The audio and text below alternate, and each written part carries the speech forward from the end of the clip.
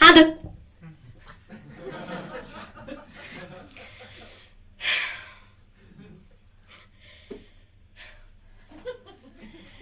Je suis très émue et touchée que Caroline m'ait choisi moi, sa meilleure amie, afin d'être le témoin de cet amour qui unit Caro et Mathieu en ce jour. Aujourd'hui,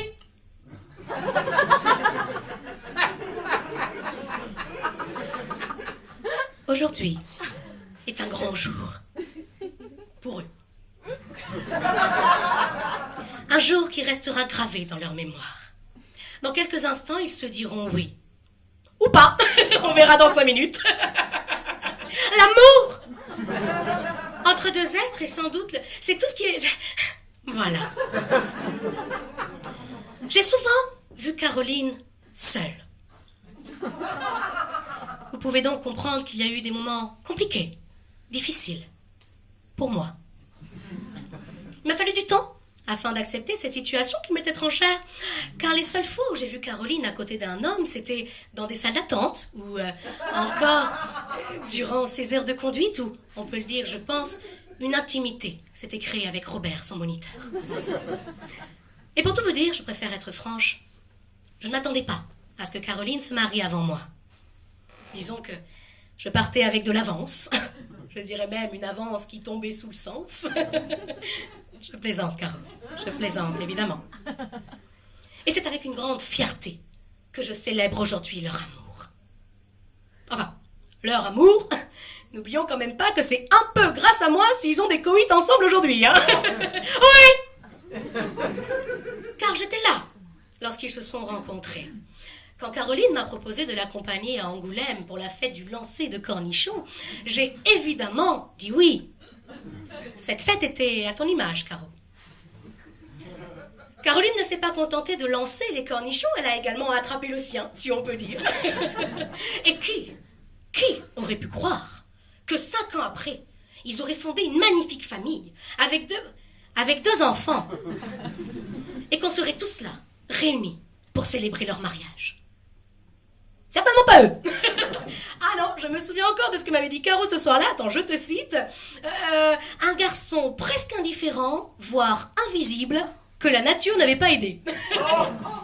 Autant vous dire qu'on partait très loin. Mais j'ai été là.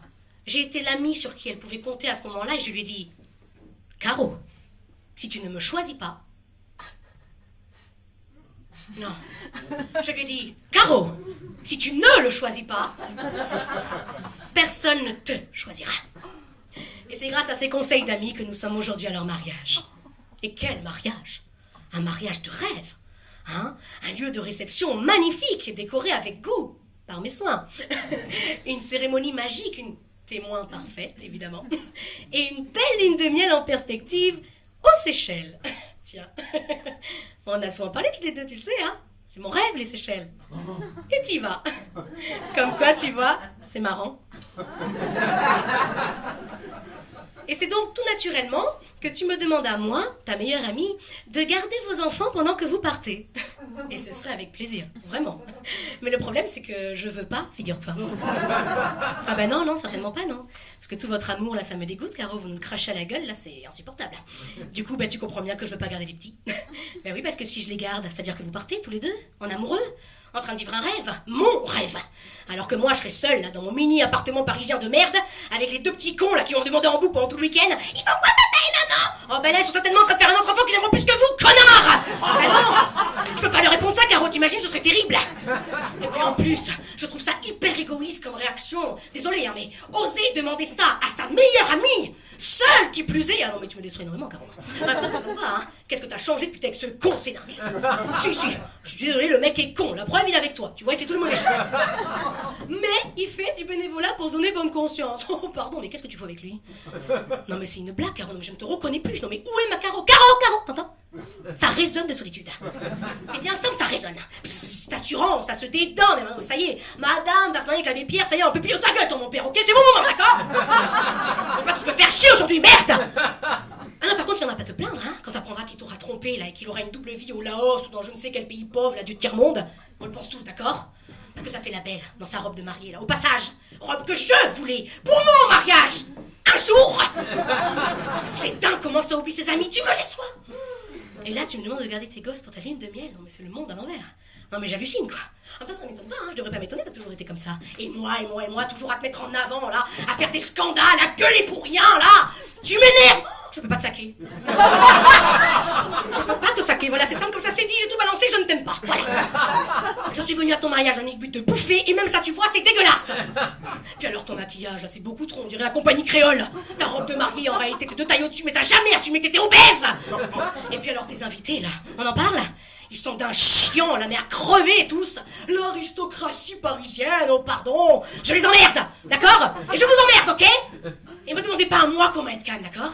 Je fais du yoga 3 fois par semaine pour faire face à ce genre de situation, ça suffit maintenant!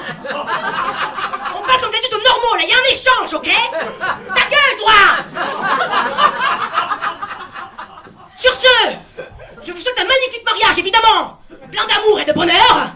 Parce que comme disait William Shakespeare, quand la vie devient dure, quand les choses changent, le véritable amour, lui, reste inchangé. Et on a tous besoin de sentir que parfois, la vie est merveilleuse. Merci, bande de cons!